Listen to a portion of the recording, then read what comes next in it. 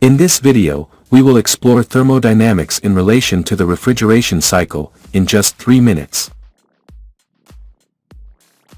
We start at the evaporator, where the crucial low temperature for the refrigeration cycle is generated.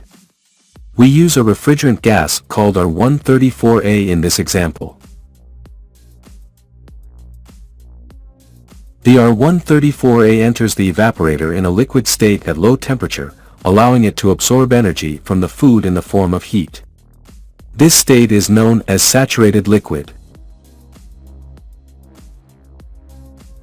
As it absorbs heat, the R134a changes state from liquid to gas, known as saturated vapor.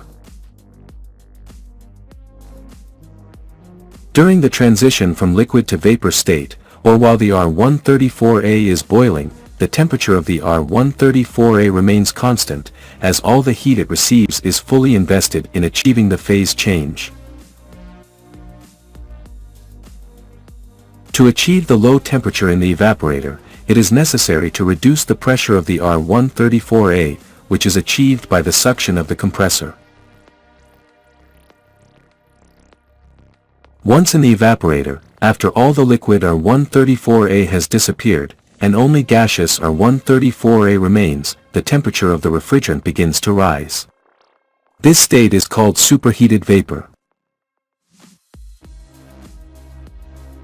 The compressor suction decreases the pressure of the R134a, resulting in a temperature drop. As all this part is before the compressor, and it connects with its suction, this area is called the low-pressure side of the refrigeration cycle. To measure the pressure in this part, the blue manometer is used.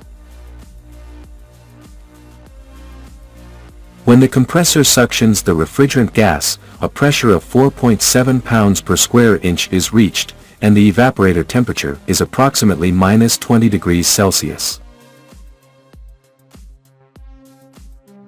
The compression of R134a in the compressor causes its molecules to come closer together, preparing it to return to the liquid state in the condenser. Now, only the acquired heat in the evaporator needs to be dissipated, which is why the condenser is located outside the equipment. In this way, after a little additional cooling, the R134a returns to being a liquid. This part of the system, after the compressor, is known as the high-pressure side. In this case, for R134a, the pressure can be close to 180 pounds per square inch. To measure the pressure in this area, the red manometer is used. In the condenser, the overheated refrigerant is converted back into liquid, known as saturated liquid. Although it is in liquid state, it still has high pressure, so it is necessary to reduce the pressure to lower the temperature, which is achieved by passing the refrigerant through the capillary tube.